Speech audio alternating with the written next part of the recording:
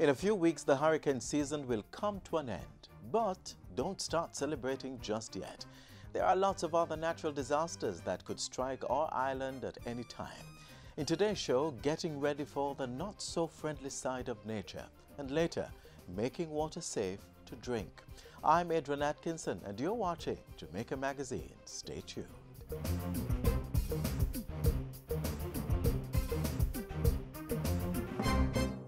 We got to be careful when using pesticides. All right, Richie. Oh, go on. Can I out for mash up some spraying idea? Yeah, I go spray them corn there. So, are the tree wearing the protective gear? Boy, the sun too hot for suit up here, man. So you did read the label before you start? Wear protective gears. Your goggles, your respirator, your gloves, and a coverall. At least you did have on a cap. Mix only what you need for the day. Use only on the crops listed, and if some chemical left over, make sure you store it in the original container. For more information, call the Pesticides Control Authority at 754-9306.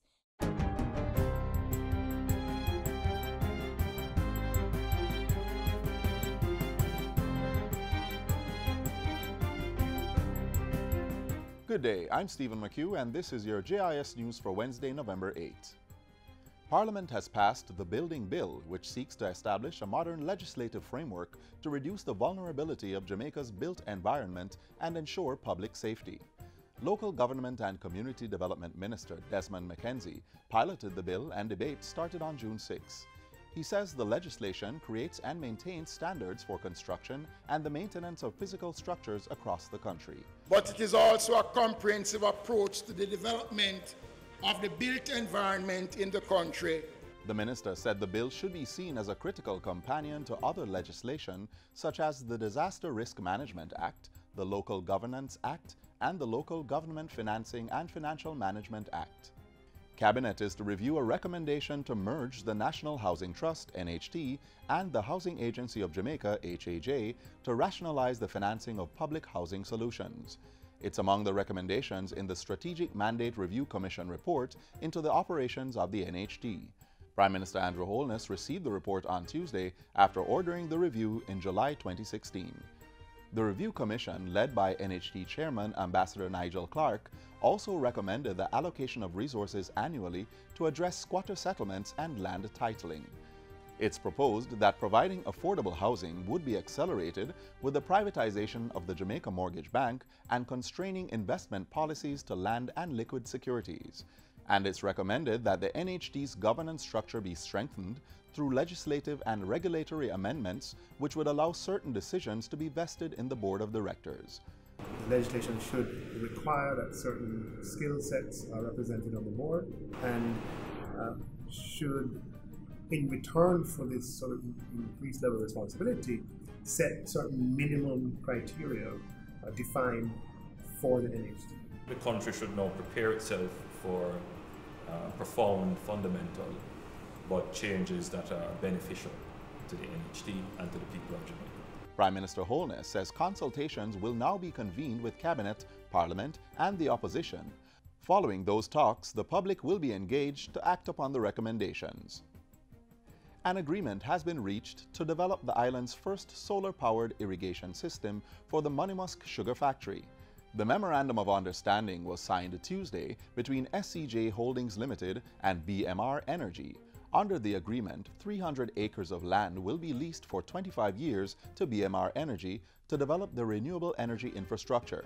Once completed, the facility is expected to provide Monimusk with half of its irrigation needs and cut its energy use. Agriculture Minister Carl Samuda says the system should move production coverage at Monimusk from 3,000 to 7,500 hectares. In the case of drought, once we have this kind of installation, we can be assured of the provision of electricity that will drive our irrigation system and enable us to keep the sugar plants viable and alive. Government is encouraging more Jamaicans to get involved in the Get the Guns campaign to rid the nation of illegal weapons. National Security Minister Robert Montego made the call in the wake of news that the police have recovered 717 firearms and over 200,000 rounds of ammunition since the start of the year. I want to call upon all of these youngsters to call 311, report this gun, and earn up to $150,000 for the gun. Why should you put your life at risk for somebody else who is not coming out but want to give you a gun to spoil your future? Minister Montego was addressing members of the Montego Bay Chamber of Commerce and other stakeholders on the weekend. Employers and job seekers will soon find it easier to register their job requirements through the Labor Market Information System, LMIS. This, as the Ministry of Labor and Social Security is currently developing an LMIS mobile app. Portfolio Minister Shahini Robinson says the app is to be launched in the first quarter of the 2018-2019 financial year. The app is being developed under the Ministry's Electronic Labor Exchange Program and the New Employment Opportunities Project. LMIS is a job matching facility as well as a database of qualitative and quantitative information. It was developed with support from the Inter-American Development Bank. And finally, the 3 victors of the October 30 by-elections are now representing their constituencies in the House of Representatives. The new parliamentarians were sworn in on Tuesday. They are former opposition senators Mark Golding and Angela Brown Burke, and a newcomer, Dr. Norman Dunn of the governing Jamaica Labour Party.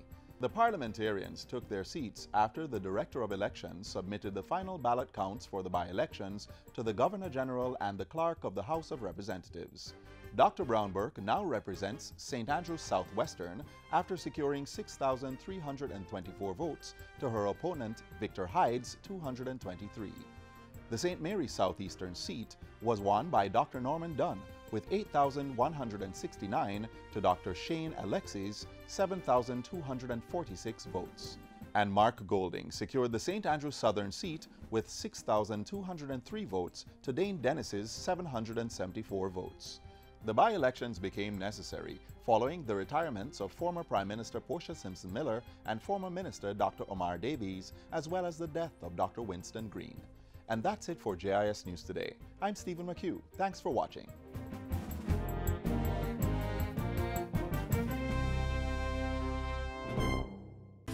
Yo, this is We're committed to reducing the impact of disasters occurring in Jamaica. We're ever ready to assist you before, during and after a disaster. But everybody have a role to play, so make we work together and follow the plan. Whether rich or poor or where you come from, hurricanes affect everyone, so be prepared. Prevention is better than cure. Be prepared. Listen to OPM. A message from the Office of Disaster Preparedness and Emergency Management. One way to limit damage from natural disasters is by preparing. The Jamaica Social Investment Fund is doing just that, working with various government agencies to increase the country's resilience to natural hazards. Disasters are expensive, costing life and property and a great deal of money for cleanup and repairs. For Jamaica, our small size, location and topography means that the country is especially vulnerable to earthquakes, hurricanes and floods. While it's difficult to prevent these devastating events, there are things that can be done to reduce the damage.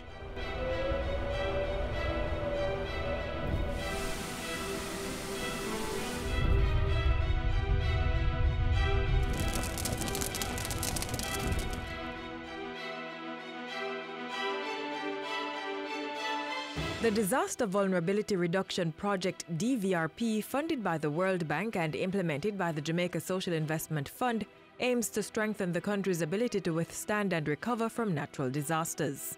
It's a project that's going to be focused on physical infrastructure investments, equipping and institutional strengthening of the relevant government agencies that are normally tasked to do this work. I'm talking about OPM, I'm talking about the Ministry of Local Government, through the Fire Brigade, through NEPA, through the National Works Agency, the Earthquake Unit at the University of the West Indies.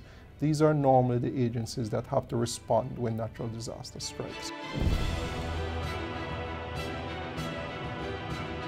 Fire services are most critical in protecting life and property from not only fires but also other natural disasters.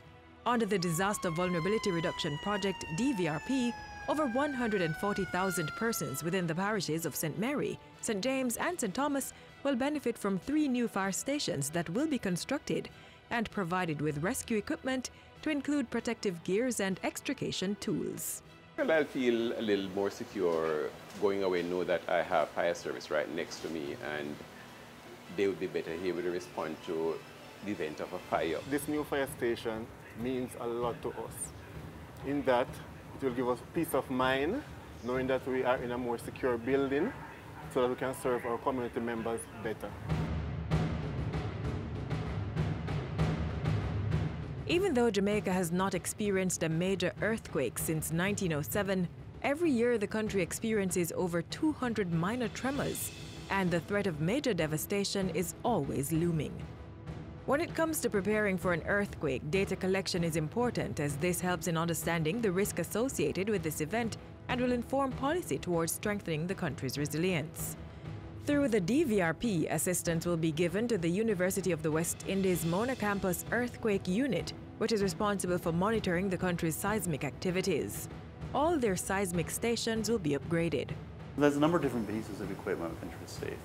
The first one is a series of seismometers, and these are digital seismometers. And these are to basically fit out the remaining stations with digital seismometers.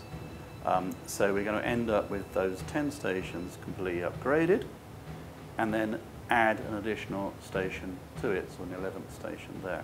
So we're moving from what we call analog to digital. Additionally, we have a series of accelerometers. And the accelerometers do a different thing. The seismometers are there to record the earthquakes and they don't get triggered early on. The accelerometers are really there to tell us how the buildings shake. What is the severity of the shaking that goes on? And the importance of that is that a building will survive up to a certain amount of shaking and then it will collapse and then it will kill people. We obviously want to understand across Jamaica how the acceleration changes, how when you get an earthquake, the building shaking changes across the island. In an effort to address Jamaica's limited human capacity in the field of seismology, the project will fund a junior research fellow who will read for a PhD degree in seismology over a 3-year period and upon completion will be employed as a seismologist in the unit.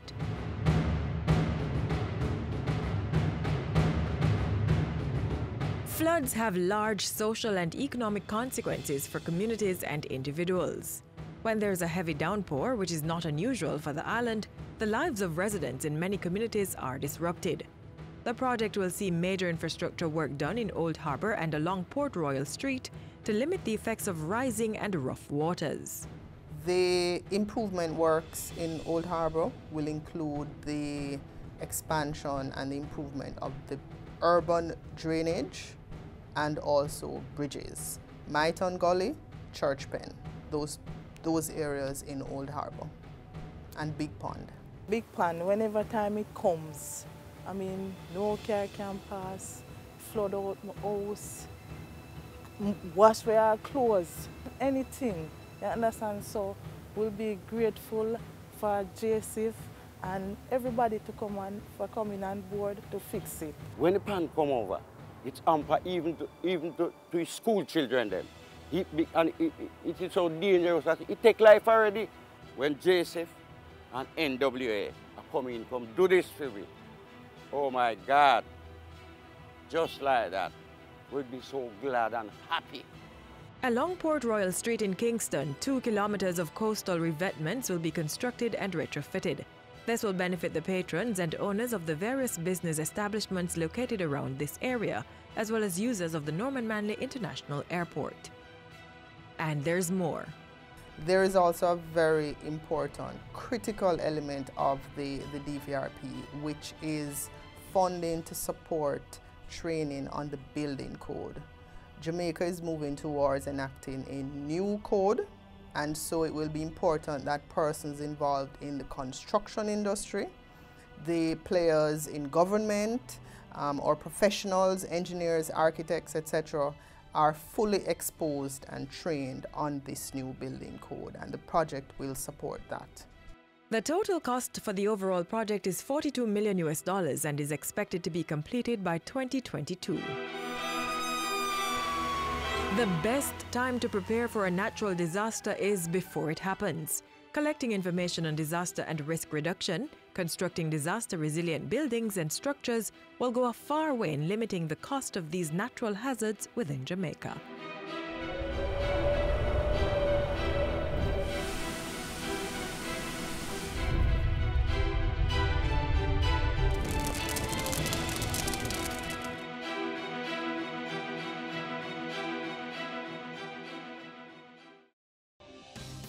Prevent overfishing, give our marine resources room to replenish, protect valuable marine species from extinction. Fish sanctuaries have been created to do just that. These designated protected areas for fish and other marine life help to breed, grow, and maintain a healthy population. No one is allowed in a fish sanctuary. It is illegal. Offenders will be arrested and their fishing equipment and catch confiscated. Allowing our marine and seafood population to grow means more catch later and food security for all. Up next, technology you can use to better safeguard your home when nature gets dangerous.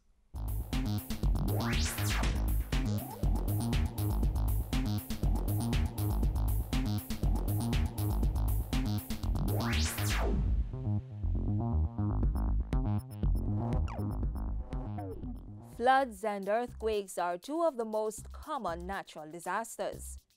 But unlike earthquakes, which usually take us by surprise, flooding to some extent can be predicted. But when it is, what should we do with the information? And how do we safeguard ourselves and properties against this eventuality? Through the use of revolutionary technology, awareness of the possible outcomes of a natural disaster has become more advanced. Persons are now able to use data on location, roof, and house type to create a simulation of what may happen in an earthquake, tropical storm, or hurricane. The simulation was designed to combine place, type of structure, and event. Because Jamaica is vulnerable to four types of events: hurricane/tropical storms, landslides, floods, and earthquakes. But the same building that you live in is exposed to all four. And that same building you live in will react differently to all four. Jamaica's landscape equally sits in low-lying and coastal areas as on hills and valleys. The country is also in an earthquake zone, so it can't hurt to do a little research on all the what-ifs, right? You'll be able to go inside your house and see your roof being blown off, or your slab roof staying on. You'll be inside your slab roof house when earthquake shakes, it comes down on you. We will be able to have those type of simulations. How about the possible outcome of a Category 5 hurricane if you're living in a zinc roof wooden house that is built on stilts in a river valley?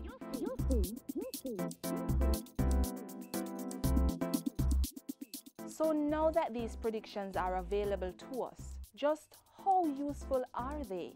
This simulator is now designed to take all of that information, the conventional knowledge that we as academics know, or the disaster management professional knows, dump it online as we have. Let the developer, housing developer, have access to it and see for himself. Let the parish council person or the development approval authority play with it. And once they've viewed it, the authorities can use the data to plan areas for development, approve or deny development applications, and build better. The simulator is not just a special effect disaster interactive tool, but one that takes into account the realities of environmental and living conditions here in Jamaica. And the simulator also seeks to bring an awareness of the impact natural disasters may have on lives, properties, and businesses in relation to the country's national goals. The effect a hazard would have on everything ranging from the individual to the nation is important, and scaremongering only goes so far. The simulator allows you to either scare yourself or reassure yourself. but it's based on reality. Another useful element to this drill is the data it uses. Historical data are planted and come to life through the simulator to facilitate emergency responses as well as forward planning in action. Knowing where hazards are and knowing where they're not is extremely valuable information to businesses such as insurance. Instead of blanketing Portland as a hazard-prone parish, we can know which parts of Portland are hazard-prone, therefore allowing people in Portland who are not in hazard-prone areas to get lower insurance premiums. You underwrite them differently. And you also underwrite more accurately and properly the people who are in hazard-prone zones. So, if you have already bought your dream home or are thinking of buying or building, you may want to try a few simulation exercises to test the stability of your home or to find out if where you intend to build is the best place to put down roots.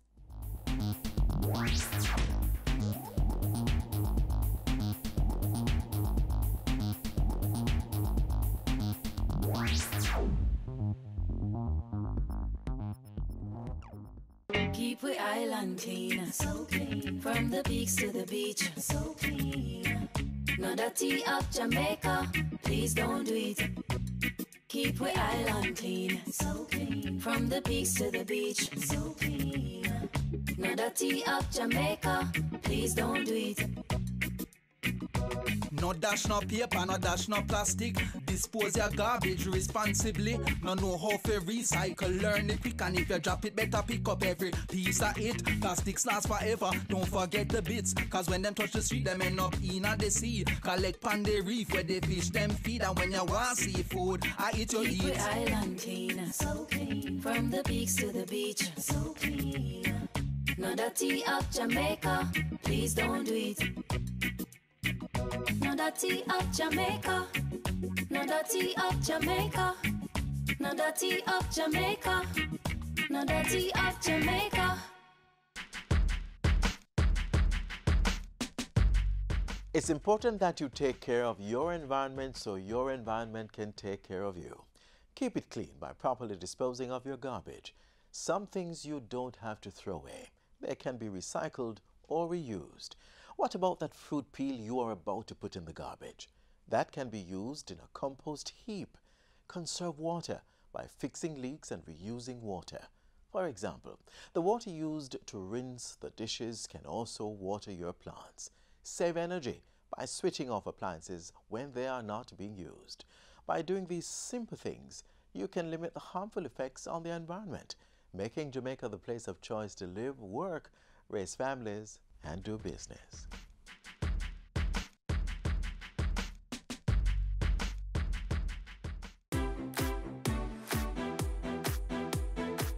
The Scientific Research Council is bringing reliable, accurate and efficient analytical testing services to you. Investors, manufacturers and service operators, protect yourself and consumers by ensuring that your product and environs are safe and secure. Come to us to test your food, cosmetics, potable and recreational water, environmental air quality, trade effluent, and to conduct shelf life studies for products. The SRC conducts on-site sampling, or you can submit your samples to our offices at Hope Gardens Complex, Kingston 6. The Analytical Services Department Laboratory is certified locally and internationally and is accredited ISO 17025. For more information, visit our office or send an email to prinfo@src-jamaica.org or call us at 927-1771-4. The Scientific Research Council, making science, technology and innovation work for you. Did you know that Jamaica has some of the best quality water running through the taps? Yes. Want to know the secret? Check out our next feature. The human body cannot function without water. While you may live for up to 3 weeks without food, you cannot go more than a week without water. From breaking down the food we eat so the body can use it, to helping us heal when we get sick, water is needed for almost every process that takes place in the body. And although 70% of the Earth's surface is covered with water, drinking it directly from seas, rivers, wells or aqueducts may make you sick. Untreated water contains bacteria and other germs, as well as chemicals that may be dangerous to the body. So in order to get the water from here to here safely, it has to be treated.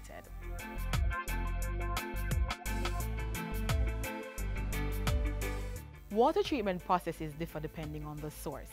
If the water is coming from a river, for example, here at the Negro River in St. Thomas, it usually goes through an extensive treatment process before reaching the pipe. Here is where we do the first type of treatment in the form of sedimentation and screening. Behind me you can see where we screen the bigger stuff like the sticks, the stones and debris. Then we come down to the sediment where we separate the sand from the stones.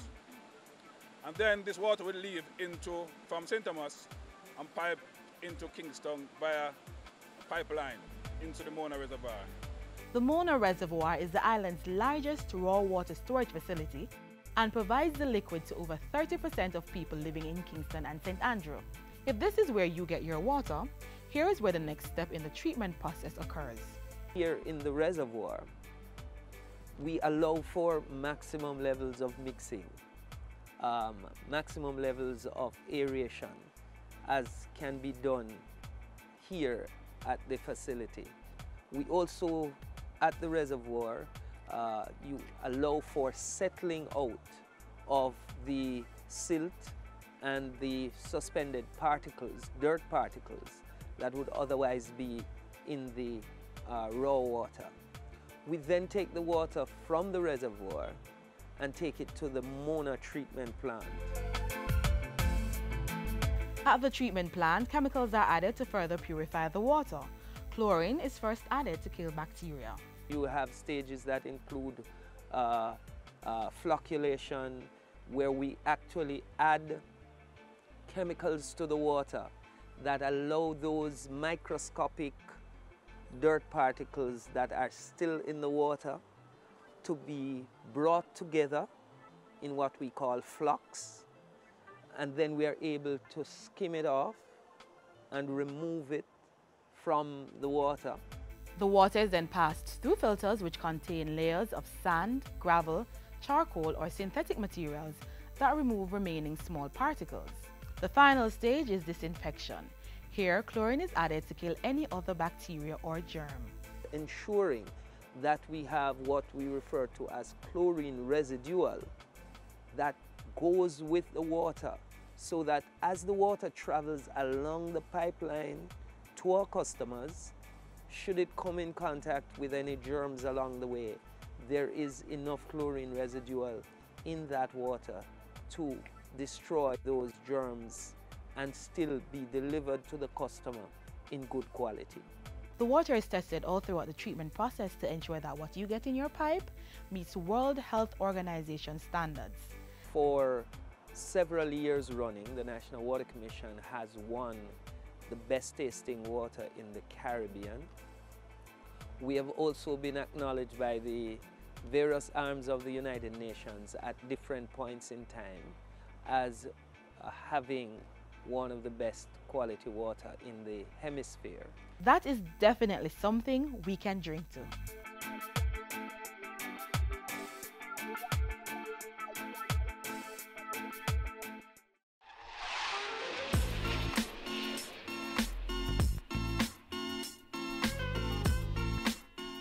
So that's all we have for you today. But if you are craving just a toops or even a whole lot more, then visit our website or YouTube page to re-watch this and other editions of the show. And of course, we don't want you to just watch, we want to hear from you. Send us an email or drop us a message on our social media pages. The handles should be on the screen right about now. I'm Adrian Atkinson. Thanks for watching.